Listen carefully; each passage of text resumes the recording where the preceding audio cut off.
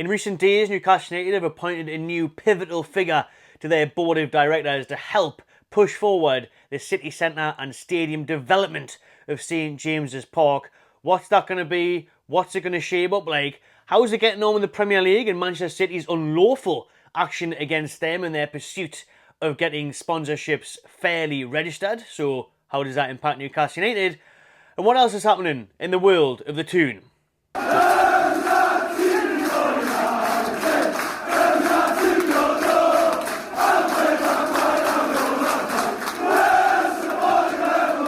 Buongiorno everyone, welcome back to the Magpie Channel TV. Now it feels like a while since I've sat down and done one of these videos just over a week ago, which is a while in my world as we're used to bringing you near on daily content. Well, I've been having a few days off, even though the podcast listeners and watchers will have seen us live at Tuesday at 7 PM where we touched about a couple of these things that I will do in this video, but we'll speak about them more in depth. And I know a lot of you don't have time to watch an hour-long podcast and stuff like that, but that's mainly for the audio listeners and for you lot who can join us live on YouTube every Tuesday at 7 to get involved in the chat. And by the way, we do have a special guest coming on the show next week, so stay tuned for that one. But I thought, as I'm going to sit down, good old-fashioned style with you lot, and talk about what's been a mad old week or so for Newcastle United with the stadium stuff, the Premier League stuff, the Man City stuff, the sponsor stuff, and all the rest of it. There has been loads going on, and I thought, international break, it's nice just to wind down, chill out a little bit before it gets busy again.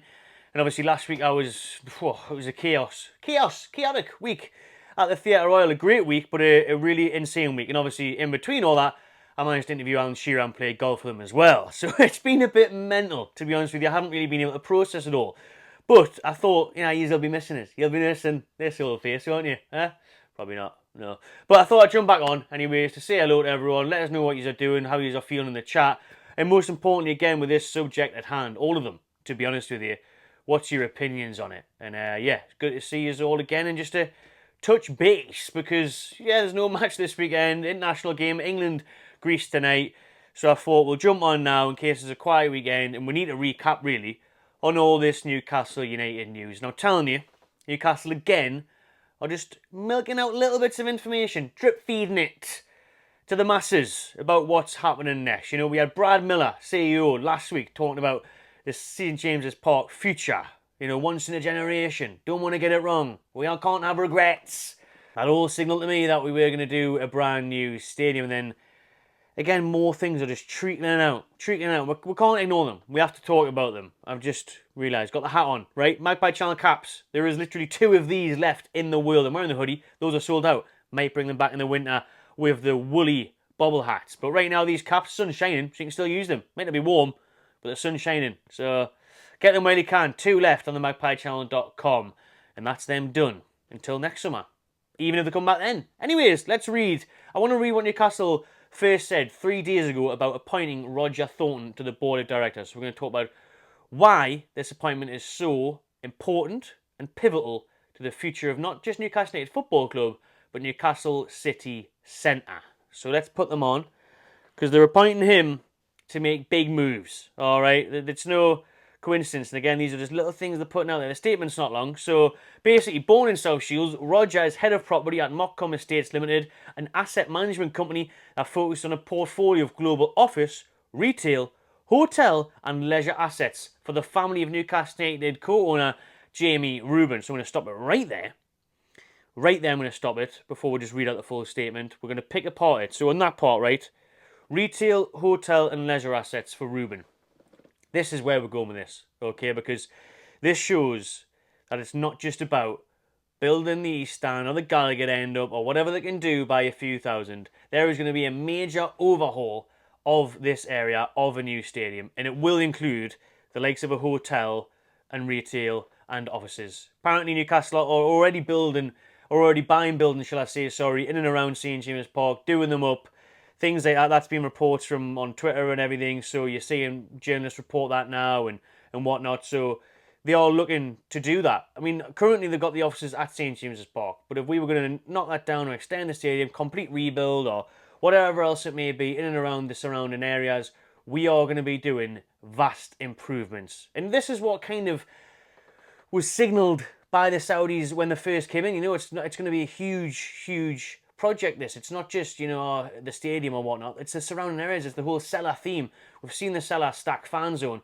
It's above that and beyond. You know, there will be hotels there. I think really what's happened is Chelsea having such a portfolio of hotels and leisure centres and shit around Stamford Bridge and being able to sell them to themselves to get around FFP, that should have woke everyone up in the Newcastle boardroom to be like, ha, we need to get on that. What we're doing waiting here, get the bloody apartments built, get the hotel built, and then when we're knackered and we're 30 million in debt and we're facing points deduction, we'll buy it off ourselves for 75 million. Cushy, problem solved. These things, man. This is what I mean about Newcastle still acting small though and not having the cojones. We need to start fighting. We need to get out there and act like a big club, man. If you want to be a big club, we've got the big rich owners, Adidas Elite Club next year, all that crap. Start acting like one. Can we start acting like one and get some bars? Do a Man City, take the Premier League to court. Fight them against it, not just heel up the corner. Oh, sorry, Mr. Premier League. Sorry, Richard Masters. We won't try and do anything big and finish anywhere above 7th. No, man. Fight them. Take them to court. Man City are doing it and have won on that case. Still got 115 to go. Chelsea are coming up with mad loopholes. We need these lawyers in, man. We need to be doing what these clubs are doing to fight them. Chelsea, we're just like, we'll just sell Elliot Anderson, we'll sell him now. Whatever you want, Mr. Premier League, we'll do everything you say. Sorry for trying to be a disturbance. Fuck that. Be a disturbance. Be provocative. You know what I mean? Get out there. We need to fight it. Chelsea and all that are battling, selling hotels to each other, buying 49 players a week, and we kind of sign a fucking centre-back or a right winger or a striker that can actually get a minute of football. Come on, man. So at least we're trying to do stuff like this, and this is where it'll help. Get some retail in there. You know, get a big Adidas store outside. Get your hotel built. Get your leisure centres there. Yeah, Wet and Wild. Bring it back. Put it outside the Gallagher end. Cushy. Taking the mic, obviously. But, you know, these sort of things is what needs to happen. And you can see by bringing in a Roger, big up Roger, that he's the man to do it. He's doing it already in and around the city centre. He's going to do it for Newcastle United. And it's going to help us with financial fair play, PSR, and all the rest of it. Second part of the little statement. Roger retains a keen interest in his native northeast, and he's played a key role in developments in Newcastle City Centre recently, including the transformative Pilgrims Quarter project, as well as supporting property matters for Newcastle Racecourse, which again is owned by the Room Brothers. He also has strong family links to the Magpies. His grandfather, Ben Sullivan, was an administrator who moved from Lincoln City to relaunch the Newcastle United Development Association in the mid-60s. Runs in the family, this. They love it.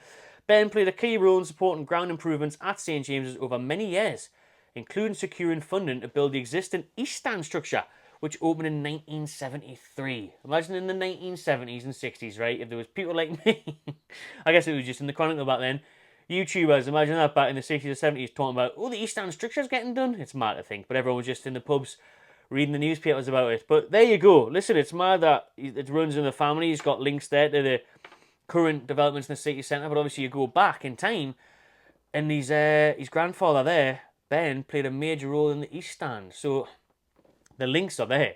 The clues are there. It's just figuring it out. You know what I mean? It's not hard to figure it out, to be honest with you. But there they are. He's got family ties to literally improving St James's Park and the city centre. And they're going to do that again. It's like 1973 all over again. 2024, soon to be 25. Where we'll actually see some redevelopment. So there you go. That's mad. And that's why Roger's been brought in. Appointed to the board of directors to facilitate the future developments of not only St James's Park, but the city centre and the surrounding areas of that new stadium, or if it's a big expansion or the complete rebuild, whatever they choose to do, Roger's there working hard now on plans behind it. And that is a huge appointment, by the way. That's a massive, monumental shift towards what we are trying to do.